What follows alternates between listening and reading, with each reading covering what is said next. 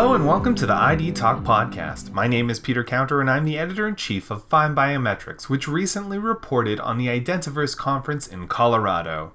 Our own Doug OGorden was on the show floor at the event, speaking to the leaders in biometrics and identity, and that's why on this special episode of ID Talk, he interviews Magrath and Difraia, Executive Vice President at Kuma, and Michael Magrath, Managing Director of the firm's digital identity practice.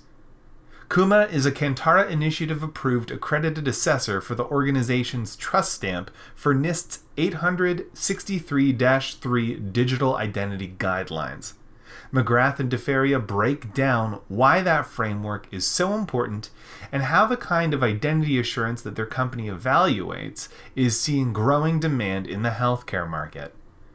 They expand on Kuma's privacy practice and the importance of participating in industry education initiatives before looking to the near future as we prepare for the next draft of NIST's key identity assurance framework. It's a fascinating conversation about an increasingly crucial branch of our industry, so here it is. FindBiometrics' Doug OGorden in conversation with Kuma's Michael Magrath and Magrath and Difraia, recorded live at Identiverse.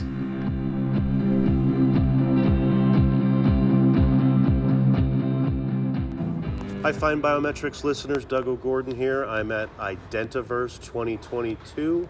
I am sitting with Michael Magrath, who's the Managing Director of Digital Identity Practice, and Magrath and Difraia, who's the SMB... Go-to-market SME for digital identity. There you go. And Michael and Mark are both with Kuma. How are you guys today? Excellent. Fantastic. Good show. Yeah, it's been Very a lot of good fun show. to see everybody finally again. It is. What are you showcasing here at Identiverse? Sure. Michael. So you know who we are. Got yes. two guys here. Michael, how are you? Thank you, Doug. So Kuma is a consulting firm, and we have three different lines: security, privacy, and digital identity. So as you mentioned, I'm the digital identity lead, and we are showcasing our certification capabilities. We are a accredited assessor under the Kantara Initiative to certify companies at NIST 863.3, and we have many of our customers are in here exhibiting and out in the hallway. So there's a lot of activity going on in the marketplace outside of requirements by the federal government for NIST 863 certification.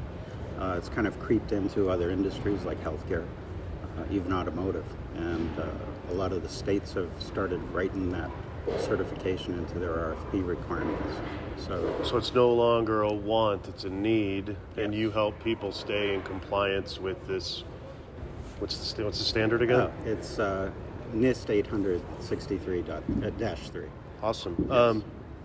Well, tell us more about that. Your entire identity. Maybe go through Sure. the identity program that you're Yes. promoting, and the other services you might provide. Sure. So there's really three areas that we're focused on the certification side. In addition to the NIST certification, this week we're actually going to be sending out a press release very soon.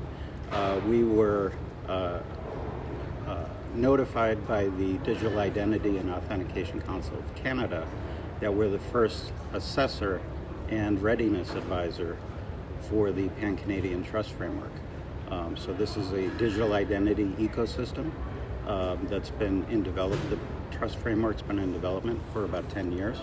And for the last 6 to 8 months, they've been working diligently on what they call the VALA Verified Trust Mark program. So we're going to be assessing companies to be awarded trust marks by the DIAC.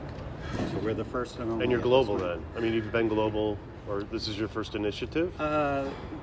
Well, first initiative outside the U.S. Okay. and the U.K. government is actually in a beta stage of a digital identity and attributes trust framework, and we plan to be an assessor for that framework as well. We're not there yet, but Sure. coming soon. Well, to interview somebody knowing the standards and certifications is always interesting. So I got a few questions that maybe you can elaborate on.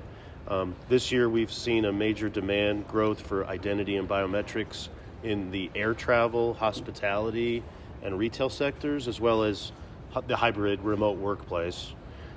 What are the vertical markets you're seeing the most traction in 2022 and in your category or business? Sure.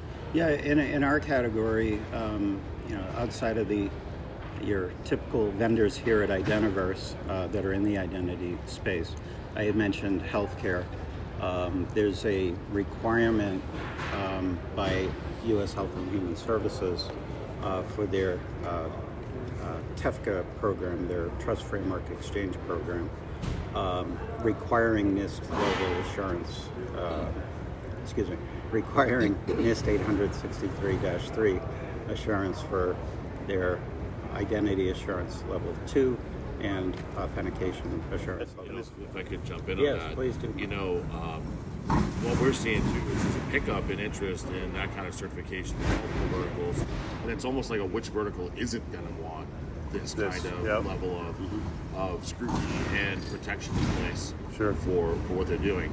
So all of the vendors that you see here going around the floor, at some point or other, are all going to be picking up certifications and 863-3. We should just put that on my forehead. And then everybody is now waiting for the new one to drop. There's a new draft coming out called 63.4, very cleverly titled 63-4, which is going to be the next version of that. And given all the things that have been going on in the marketplace, all eyes are on NIST to see what this looks like. Mm-hmm. But while this is happening, there's a continued momentum towards markets that don't have specific regulations that they have to follow that are being dictated by their market, gravitating to what's coming out of the federal government and what's happening in these areas. So it all trickles down, right? It all from the government. Down. It's the the best of the best. We don't have our own. Let's align to that one because it's going to put us in a good place. Sure. Which segues into my next question. With increasing regulations around privacy and high-profile controversies affecting public perception around biometrics and identity, there's a widespread notion that education's the key to continued success. Lunch is here, by the way. Yeah, I guess so. It's hard to compete with that, isn't it? How does your organization approach educating users on the safe, ethical use of biometrics and identity? Sure. You want me to take that one, Mike? You can start and I can fill in. All right, great. Well, we've got such a robust privacy practice, and it's really fun to see the things that they've been a part of. Growing customer bases around things like HIEs, other health networks, other verticals where we help stand up privacy offices, for the first time, including some state governments where they're putting a state privacy office together, helping them install that, write the initial policies, build the governance, help them maintain it. And one of the new really exciting things is we have an education platform that can be used to help keep the employees and the members of one of these organizations up to speed on what they're doing, why they're doing it, and how to stay on the right side of privacy as an interactive education module that you can interact with online. So companies can work with us, have it customized, and deploy it to their workforces and make sure that everybody understands what we're all trying to do. Awesome. Anything to add to that? The only thing I would add is, from a thought leadership perspective, we participate in different organizations. I mentioned the DIAC in Canada, so they've done a whole blog series on educating the Canadian consumers on what digital identity is and privacy aspects and biometrics. Cool. Well, my last question is, what's next? What's happening in 2022, the second half of this year? You got any crystal ball perceptions? Well, as Mark had mentioned, NIST is coming out with a draft of 863.4. That's been delayed a little bit. Last I've heard, at least on their roadmap, we're looking at late September of this year for the initial draft, and then they'll be getting some input from really the general public and vendors alike, and then the final version would be expected sometime in 2023. Yeah, it's going to be exciting to see how that rolls out because it's Mike mentioned it's delayed a bit, but it's delayed for good reason. Obviously the media cycles over the last few months around things like biometrics and access and equitable access have been front of mind for everybody, especially at the government level. So I think NIST has really taken the steps to say, let's pause and make sure that what we draft here, what we put out, is got all of its eyes wide open with regard to all the things that are going on around us so that the next draft can really address what the market needs. And that's one of the big things that we were expecting anyway before all of this news cycle, because there are so many innovative things going on in the world of identity proofing and authentication that are all trying to find new creative ways of achieving the level of trust and assurance we all want, but necessarily don't always fall within the hard confines of a framework that's out there today. So I think they're trying to hear everybody and make sure what comes out next really can bring everybody in and allow all these vertical markets everybody to say, can use it. This is for us, we can apply it, it makes sense, we can live with it. Yeah, Right. and just to add to that, I think you're going to see some activity coming out of the U.S. government. There's a initiative to open up databases as authoritative sources. The governments of the Healthcare databases? No, the what kind of governments are databases? the governments are the authoritative source of identity. Yep. Okay, they issue your birth certificate, they issue social security number, etc.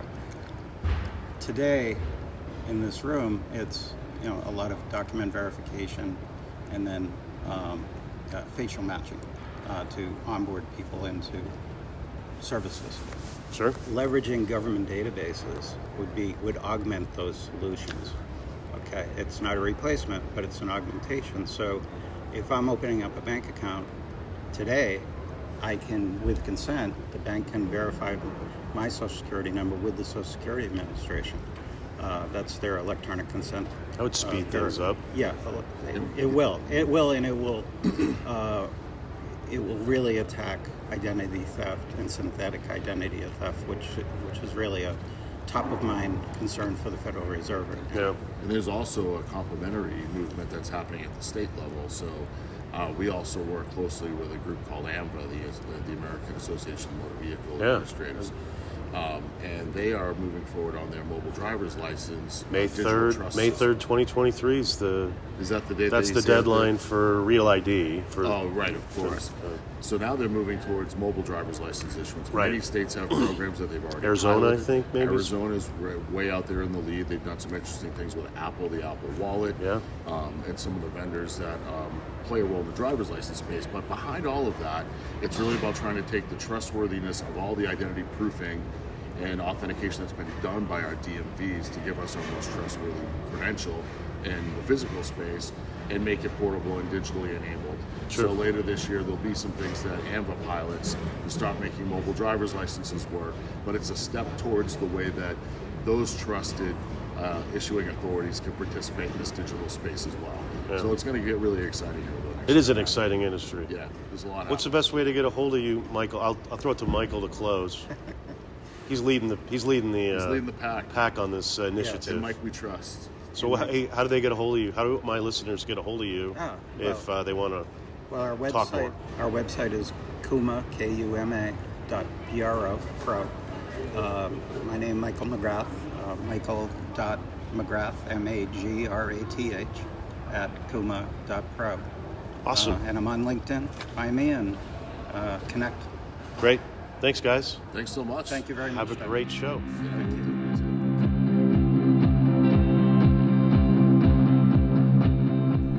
And so concludes our conversation with Kuma's Michael Magrath and Mark Difraia, recorded at Identiverse.